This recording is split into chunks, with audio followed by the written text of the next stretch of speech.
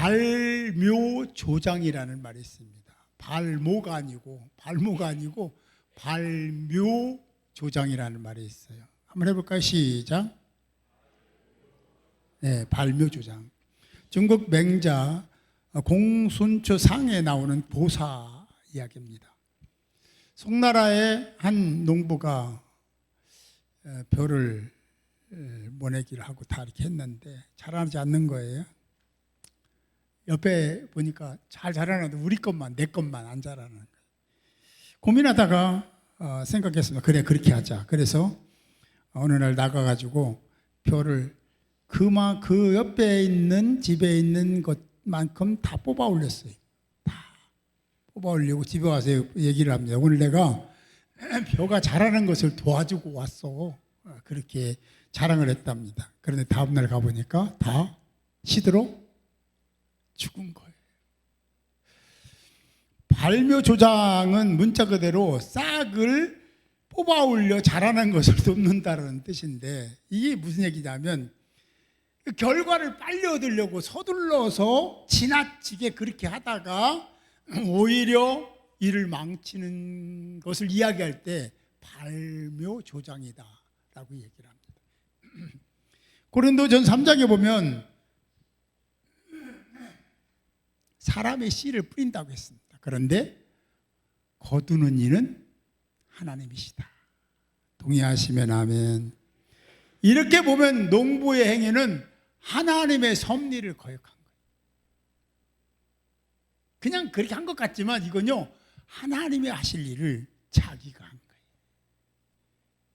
자기가 하나님 된 거예요. 그래. 우리도 그럴 수 있습니다. 내가 발묘조장하는 자가 되었고 될 수도 있다. 예외가 있을까? 있을 수도 있겠지만 없습니다. 너무 조급하게 급하게 생각해서 기다려야 될 일을 기다리지 못하고 발묘조장 할 수 있더라는 거지. 욕망이, 욕심이 앞서가면 그만큼 위험이 커질 수 있습니다. 그래서 하다 보면은 체계적이지 못하고 완전하지 못하니까 그렇지 않을 일이 그르칠 수도 있다. 심지어는 하나님이 정하신 것까지도 내가 간섭하고 내가 그 일을 주도하고 그럴 수도 있다 라는 거죠. 우리가 인생을 살아가면서 후회하는 일이 있죠. 우리에게는 후회하는 게 별로 없는 것 같아요. 인생은 후회하지 않는 삶을 살아갈 수가 없습니다. 저도 여러분도 똑같아요. 그러나 큰 후회 없이 사는 사람도 있습니다. 그러나 그런 후회할 일이 생겨서 지나고 나면 내가 왜 그랬지? 그때 좀 참지 좀. 그때 그 말 좀 하지 말지. 그럴 때 그냥 기도는 하지. 내가 왜 그랬지? 아유, 바보, 멍청이. 그런 정도까지 갈 수도 있습니다.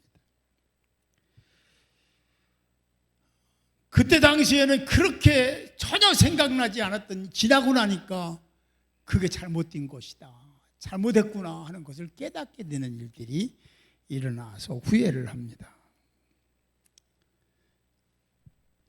더 힘든 경우도 있습니다. 나의 문제 내가 기도했는데 하나님이 응답해 주신 거예요. 하나님이 약속해 주신 거예요. 약속을 받았어요. 그런데 약속을 받은 이후 하나님은 침묵하시는 거예요. 기도하고 기다려도 묵묵부답.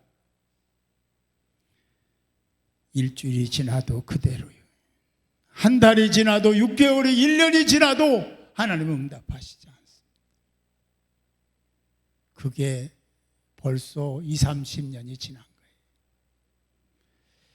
그러니 이게 뭐지? 하나님이 약속하신 게 아닌가? 내가 받을 수 없는 건가?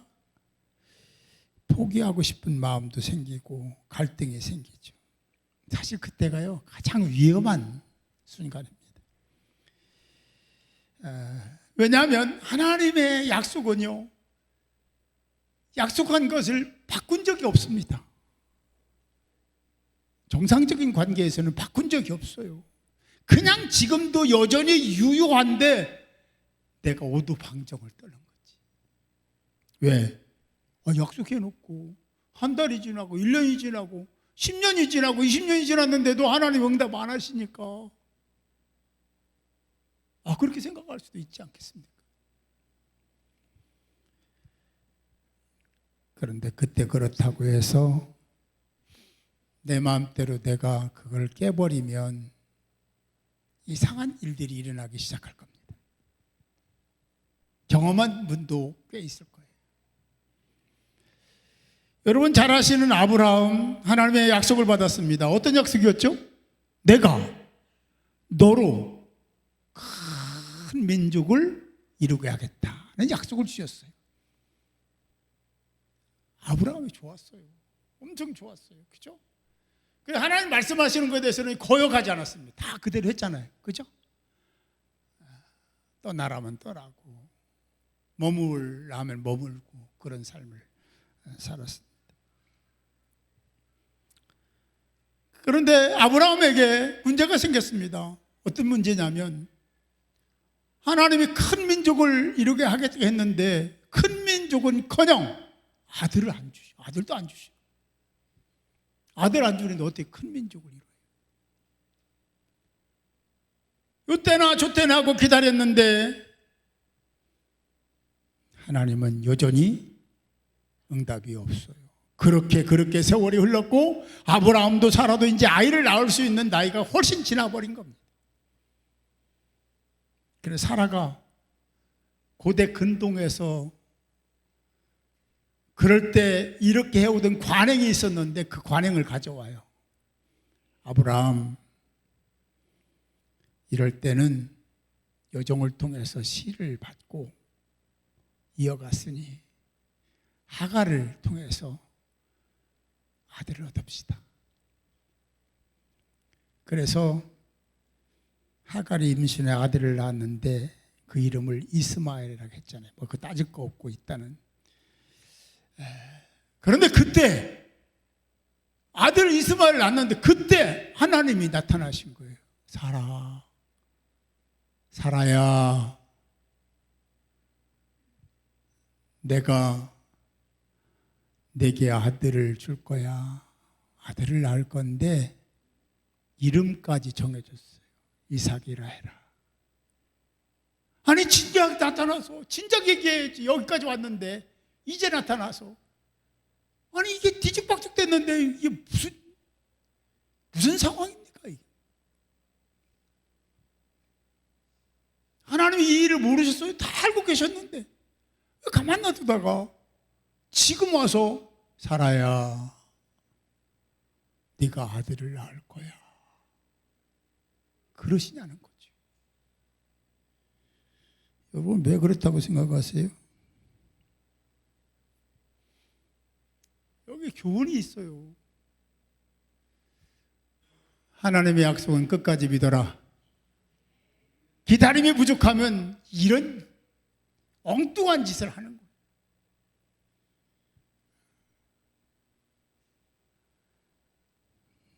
그리고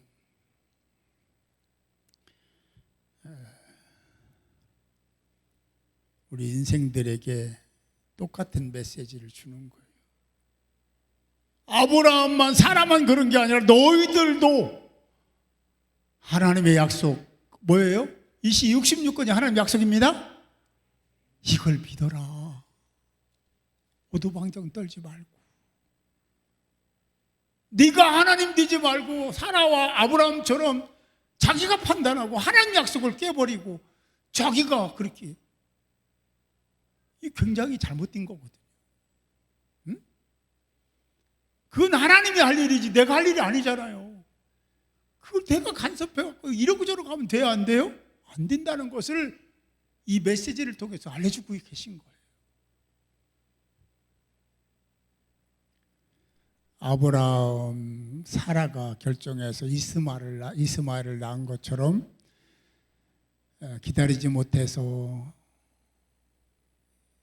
자기 마음대로 판단하고 자기 입장 앞 내세우고 그러는 자가 되지 않기를 주님의 이름으로 축원합니다. 사울 왕도 우리가 살펴보면 지금 블레셋과 전쟁을, 블레셋은 굉장히 싸움에 능통하고 굉장한 나라잖아요. 그들과 전쟁을 하게 됐는데 이제 사무엘이 빨리 와요. 사무엘은 선지자면서 제사장이잖아요. 제사를 드려야 이스라엘은 전쟁을 하는 걸로 알고 있으니까, 하나님 전쟁이니까. 그런데 사무엘이 안 온다고 한 사무엘이 안 오는 거예요. 이때나 저때나 기다려도 안 와. 근데 이 상황이 블레셋에게는요, 아는지 모르는지 굉장히 의기축천해가지고 막 난리 법석을 떨고 금방이라도 쳐들어올 것 같은 거예요.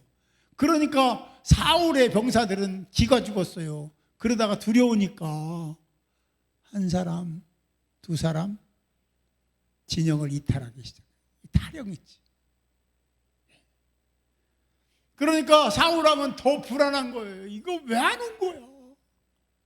기다리다 그냥 마냥 기다릴 수 없잖아요. 상황이. 그래 내가 그래도 왕인데 대신 제사를 지내고 전쟁을 하자. 어떻게 이게 불가항력적인 상황 아니냐라는 생각 때문에 그렇게 결단을 했습니다. 그리고 제사를 집도했죠. 근데 제사를 번제를 드리자마자 그때 사무엘이 왔습니다. 사울왕은 사무엘에게 내가 이런 상황이 됐다. 다 뻔히 이 사실이고요. 이런 상황이라 어쩔 수 없이 내가 제사는 드려 전쟁을 하니까 내가 제사를 대신 드렸노라 라고 사무엘에게 상황을 설명하니까 사무엘이 딱 한마디 했습니다. 딱 한마디 했어요. 뭐라고 했냐면, 왕이 망령되이 행하였나이다.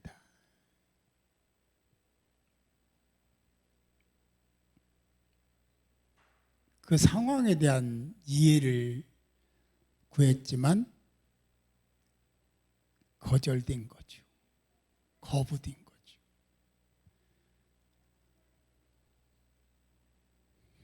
여러분은 사울왕처럼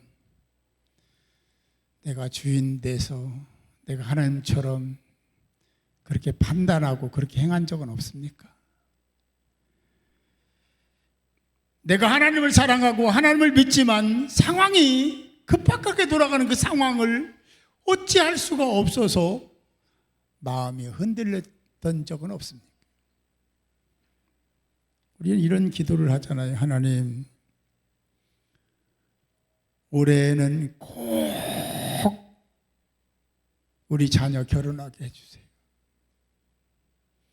하나님, 이번에는 합격을 해야 됩니다. 합격되게 해주세요. 연말 안까지, 2026년 연말까지 우리 자녀 취직되게 해주세요. 그런 기도를 드릴 때가 있습니다. 그리고 그게 안 되면 실망하고 낙심하고 절망하고 원망도 하는 사람도 있죠. 내가 정해놓고 응답해 주지 않는다고 그래도 되는 건가? 그런 행위들이 하나님 앞에서 망령되이 행한 것 아닌가? 어떻게 생각하세요?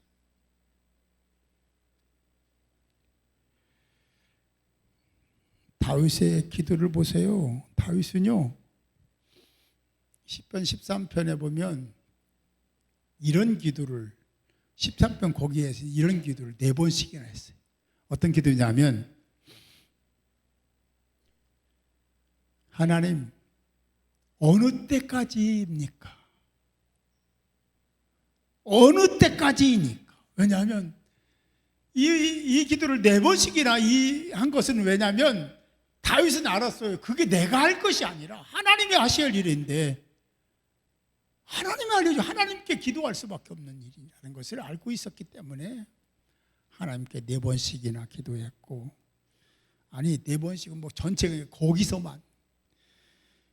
그리고 하박국 선지자도 어느 때까지니까 라고 하는 기도를 드리고 있고, 그런 유의 기도가 참 많습니다. 이상하지 않습니까? 하나님 왜? 아니 왜 이런 일이 좀 빨리 좀 이렇게 좀 간섭하시고 개입하시고 그래서 해결해 주시면 될 걸 갖다가 왜 이렇게 뜸을 들여? 왜 이렇게 기다리게 해? 왜 이렇게 지치게 만드는 거야? 그렇게 볼 수도 있겠죠.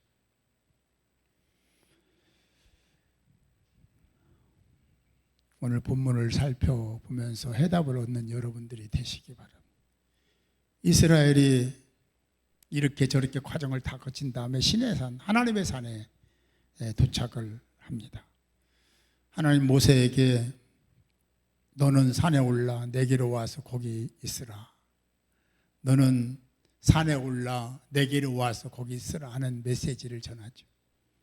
그 의미는 내게 와서 내가 정하는 장소에서 머물라, 그런 의미잖아요. 그런 과정을 거치면서 함께 왔던 장로들이 70여 장로들에게 얘기를 합니다. 내가 돌아올 때까지 여러분은 여기서 기다리십시오.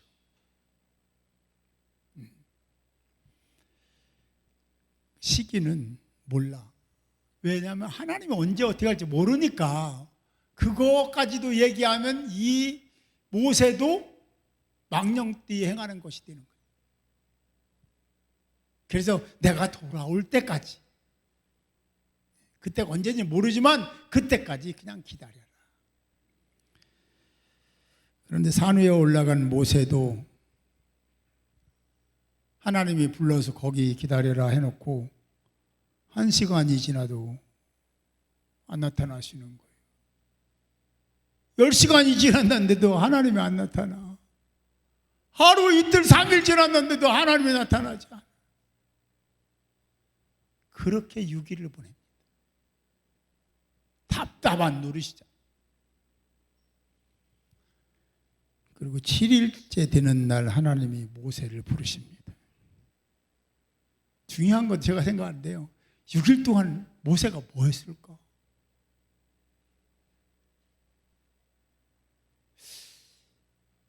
이게 뭐지? 그랬을까?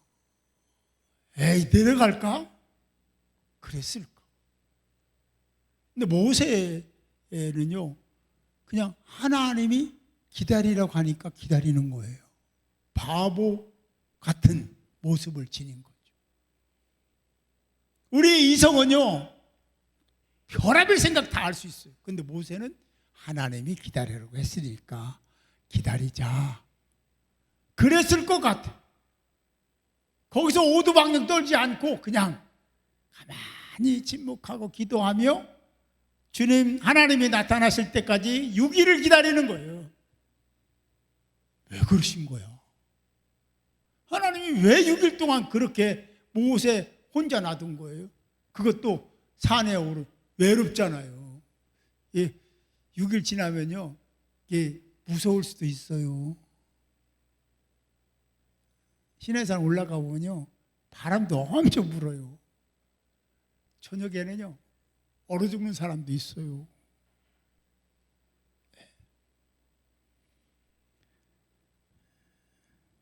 그리고 사나운 짐승도 있잖아요. 하나님은 돌판을 주기 전에 계명들을 주기 전에 먼저 해야 될 일이 있었던 겁니다. 그게 뭐냐면 모세의 마음을 준비하도록 시간을 주신 거예요. 이 과정 100% 있습니다. 그 시간을 준 거예요. 또 하나는 내가 야훼 하나님이다 하는 믿음을 갖도록 하신 겁니다.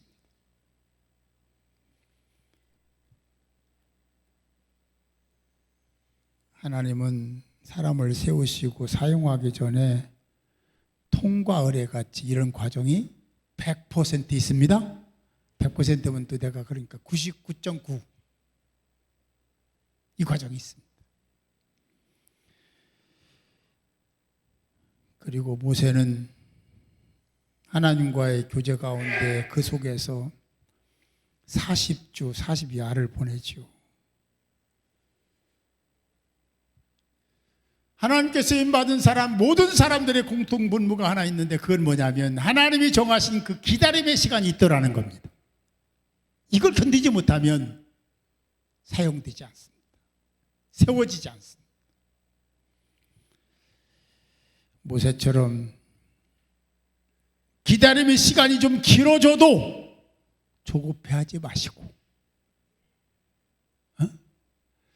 그래도 여전히 하나님의 시간임을 그래서 그때를 기다려야 된다는 믿음을 가지고 기다렸던 모세처럼 여러분도 하나님의 때를 기다리는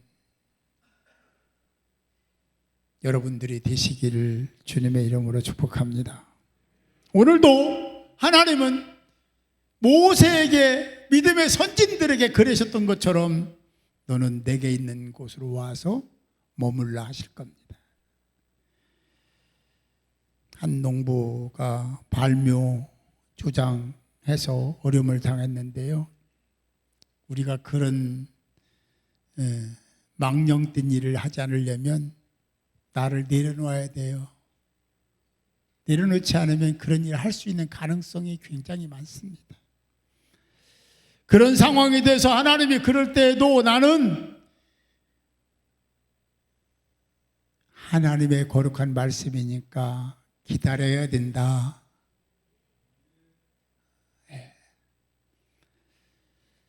그 믿음을 저버리지 말고 여러분들이 지켜야 될 그 자리를 지키는 여러분들이 되시기 바랍니다.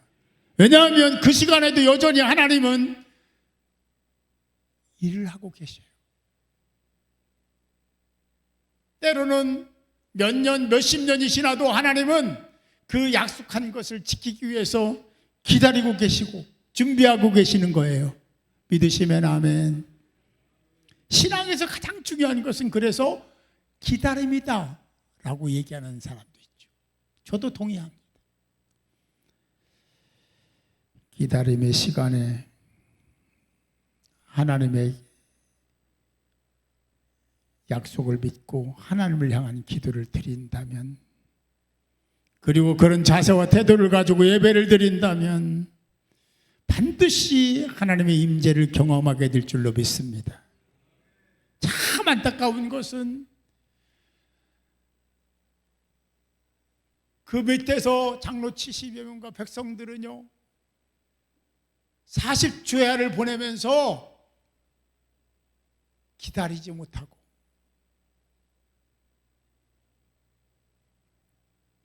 금송아지 만들어 놓고 이게 하나님이라고 섬기자고 그동안에 하나님 은혜 속에 살아왔던 것은 다 까먹고, 여러분 우리가 기다리지 못하면, 믿음으로 기다리지 못하면 그럴 수 있습니다. 누구나 그럴 수 있어요. 이제부터는 오늘 말씀을 생각하며 하나님이 말씀하시면 그렇게 하겠습니다 라는 마음으로 기다림을 채우시고 하나님의 사랑과 은혜 속에 살아가는 여러분들이 모두 되시기를 주님의 이름으로 축원합니다.